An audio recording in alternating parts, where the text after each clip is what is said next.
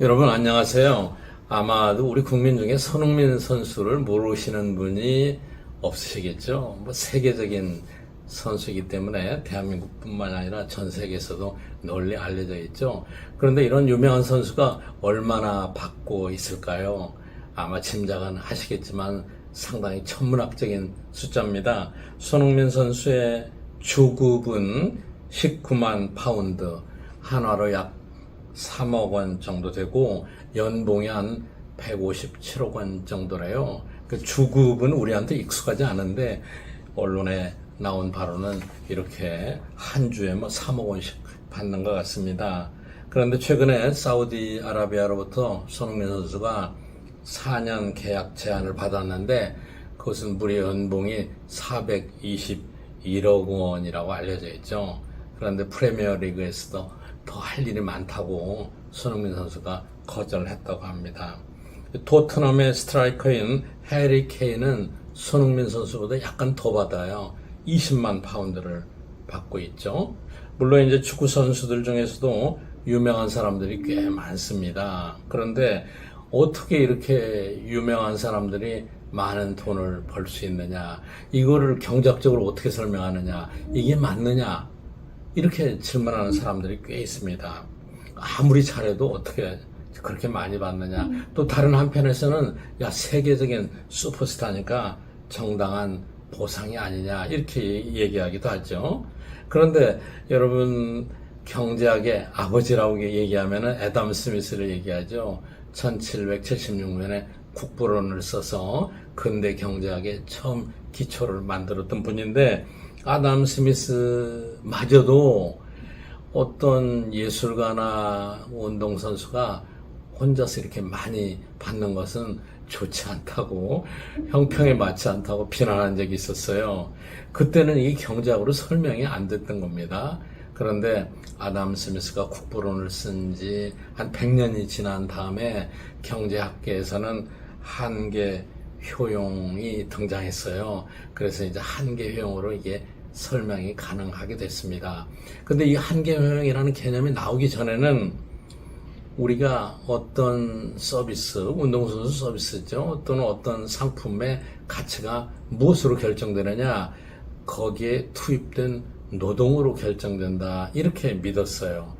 그래서 노동가치설이죠. 그러니까 어떤 한 제품을 만들기 위해서 얼마나 시간이 많이 들어가느냐, 얼마나 많은 노동이 투입되느냐, 이거에 따라서 가치가 결정된다고 봤죠. 그런데 여러분 어때요? 삼국지들 잘 아시죠? 삼국지에는 이제 유명한 무장으로 장비가 등장하죠. 조조의 10만 대군을 깜짝 놀라게 하고 공포의 도가니로 몰아넣었던 장비라는 이 무장이 있었죠. 근데 장비 하나가 얼마나 많은 역할을 해요? 그럼 장비는 어떻게 대우할까요? 장비가 없다고 치자고요. 100명의 군사가 동원됐다고 한다면은 100명으로 대체가 될까요? 대체가 안 됐을 겁니다. 자, 그래서 손흥민이나 장비나 또 다른 유명한 인기 스타들이 엄청나게 수입을 많이 올리는 현상을 경제학으로 설명을 할 수 있게 됐는데, 이거를 슈퍼스타의 경제학이다, 이렇게 얘기합니다. 로젠이라는 학자가 시카고 대학에서 먼저 얘기를 했는데, 문화, 예술, 스포츠에서 압도적인 재능을 갖고 있는 사람이 엄청나게 소득을 올린다, 이런 사람을 슈퍼스타라고 한다. 사실은 슈퍼스타란 말은 연예계에서는 많이 통용이 됐지만 경제학계에서는 로젠이라는 사람이 제일 먼저 정의를 했어요. 압도적인 재능으로 엄청난 수입을 올리는 사람. 그러니까 특정 분야에서 재능을 발휘하게 되면은 그 사람의 재능의 결과로 인해서 엄청난 소득을 올리게 되는 거죠. 근데 여기서 문제는 1등과 2등은 어때요? 수입은 엄청나게 차이가 나는데 실력은 글쎄요, 엄청난 차이일 수도 있지만은 실력은 경우에 따라서 그렇게 차이가 많이 안 날 수도 있죠. 그러니까 역량의 차이가 적어도 소득은 엄청나게 차이가 나는 거죠. 모든 스포츠에서 마찬가지입니다. 축구에서 어때요? 마지막 한 골을 넣느냐 안 넣느냐, 이 한 골 가지고 90분의 결과가 달라지잖아요. 골프의 사례에서도 마찬가지죠. 골프 경기에서 마지막 18홀에 마지막 퍼팅을 성공시키느냐 마느냐에 따라서 1등과 2등의 차이가 나잖아요. 그런데 여기에 이제 슈퍼스타 경제학의 핵심이 있습니다. 제가 앞에서 아담 스미스가 설명하지 못한 것을 100년 뒤에 한계의 개념으로 설명했다 이렇게 말씀드렸잖아요. 한계라는 뭐냐? 마지막 한 단위를 추가할 때 어떤 효과가 나타나냐? 마지막 한 단위가 한계입니다. 축구의 마지막 1분, 퍼팅의 마지막 하나씩 더 할 때 그때가 한계입니다. 이것이 가치를 결정한다는 것이죠. 자, 그래서 슈퍼스타가 되려면은 두 가지 절대적인 조건이 필요해요. 첫 번째 조건은 이 사람을 대체할 수가 없습니다. 불완전한 대체제예요. 손흥민이 없으면은 전 세계 그 많은 인구 중에 누구를 투입해도 안 되잖아요. 손흥민이 없다고 해서 손흥민이 20명의 역할을 한다. 그러니까 20사람을 더 투입한다. 이게 안 되잖아요. 그래서 불완전 대체제다 이런 표현을 쓰는데 완전히 대체할 수 없는 유일한 재능을 역량을 갖고 있어야 됩니다. 두 번째 조건은 한계 비용이 또 어려운 용어가 나오는데요. 한계 비용은 제 예전에 유튜브에서 많이 설명을 했어요. 여기서 한계 비용이라는 건 뭐냐?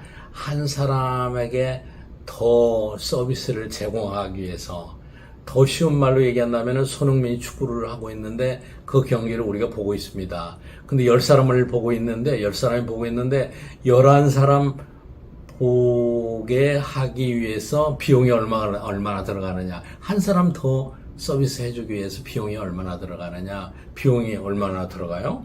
안 들어가죠.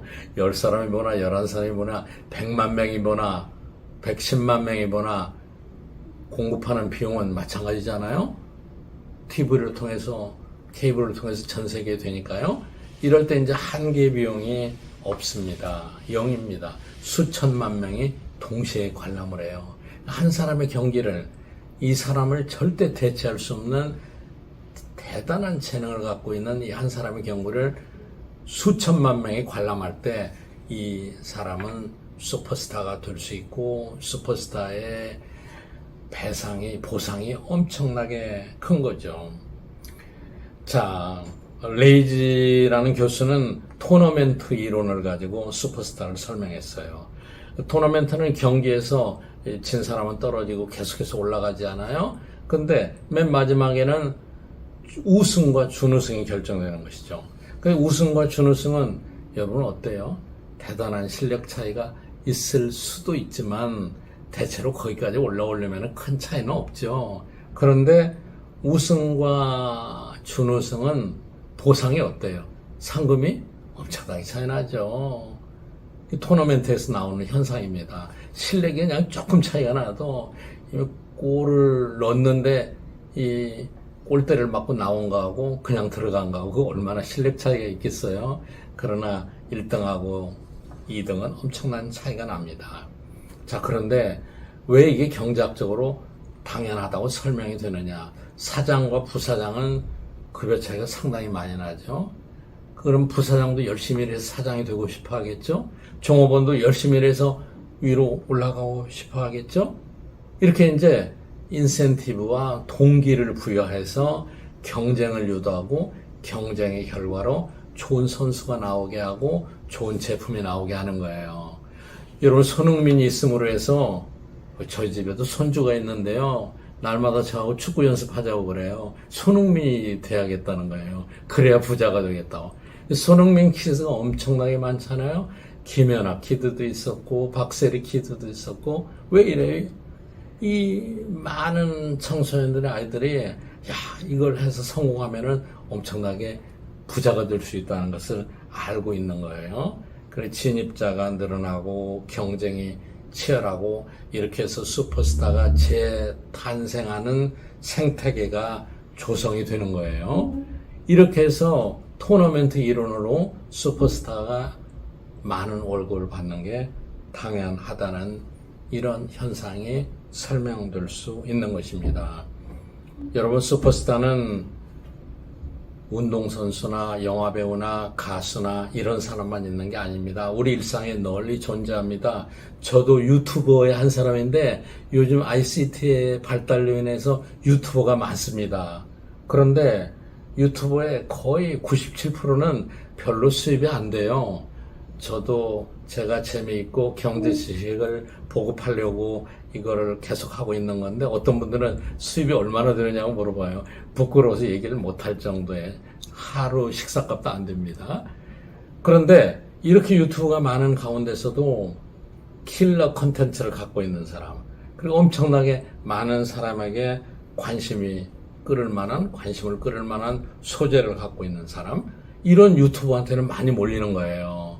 경우에 따라서는 이게 굉장히 자극적이고 굉장히 정치적이고 저거 말도 안 되는 소리를 막 선동한다 이렇게 얘기할 수도 있는데 사람들이 그리 가는 걸 어떻게 합니까? 그쪽으로 몰리는 거예요. 그 유튜브의 세계에서도 슈퍼스타가 생기는 거예요. 자, 예전에는 동네 미장원도 있었고 음식점도 있었고 양장점이라는 게 있었어요. 전통산업이 젊은 계층에서는 기억하지 못하겠지만 동네 옷 맞추는 양장점이 있었어요. 그런데 여기에도 슈퍼스타 이론이 적용되는 거예요. 지금은 어떻게 됐느냐? 다 없어졌고 거의 있어도 망해가요. 왜 그러느냐? 지금은 뭐 홈쇼핑을 통해서 온라인을 통해서 조금 잘 되는 집에 대해서 모든 사람이 다 집중할 수 있게, 모든 사람이 거기서 소비할 수 있게 ICT 시스템이 다 발달되어 있는 거예요. 그리고 그쪽으로 다 몰리게 되는 것이죠. 그러니까 여러분, 지금은 승자 독식이다. 이 슈퍼스타예요. 그 최고 정점에 있는 사람만 살아남는다. 이렇게 말할 수 있는 거죠. 비정한 사회죠. 형평하고는 멀리 갑니다. 그런데 이것이 또 경제를 이끌어가는 원동력이 되기도 합니다. 자, 그럼 슈퍼스타가 되지 못하는 사람은 어떠냐? 어떻게 해야 되느냐? 또 어떤 사람은 또 뭐 완전히 명품만 사가지고 온몸을 명품으로 장식하는 사람도 있습니다. 슈퍼스타가 되지 못하고 루저가 되는 사람도 있습니다. 그런데 사실은 슈퍼스타가 아닌 사람이 99.9%예요. 너무 그렇게 생각하실 필요 없습니다. 자기의 부를 과시하기 위해서 엄청나게 비싼 제품을 소비하고 이런 계층도 많이 있는 것처럼 보이지만 사실은 그렇진 않습니다. 코넬 대학에 있는 유명한 경제학자 로버트 프랭크가 쓴 유명한 책이 있습니다. Choosing the Right Pond. 한국말로 얘기한다면 바른 연못 찾기예요. 개구리가 있습니다. 개구리가 작은 연못 속에서 살면은 자기가 왕이에요. 눈에 보이는 게 없어요. 그리고 정말 행복하게 지냅니다. 그런데 어느 날 홍수가 나가지고 이 개구리 한 마리가 큰 호수로 갔어요. 그러니까 여기에는 개구리도 있고 엄청나게 많은 큰 개구리가 있는 거예요. 자기는 어때요? 작은 연못을 그리워합니다. 여러분, 이 연못은 사실 우리가 사는 세상이지만은 우리가 생각하기에 따라서 바른 연못을 만들기도 하고 더 망상에 젖어서 큰 연못 속에서 불평하며 살기도 합니다. 여러분 각자 바른 연못을 찾고 행복하게 살아가는 것이 가장 유일한 생존법입니다. 아무리 노력을 해도 모든 사람이 다 슈퍼스타가 될 수는 없습니다. 아무리 많은 어린애들이 손흥민을 따라가고 손흥민이 되고 싶다고 하지만 제 손주까지 포함해서 손흥민이 될 확률은 제가 자신컨대 0%입니다. 그러나 그러한 노력과 경쟁과 이러한 여러 가지 사람들의 힘이 합해져서 또 큰 경제가 이루어진 겁니다. 각자 개인의 입장에서 볼 때는 바른 연못을 찾아가는 것이 제일 좋습니다. 여러분 감사합니다.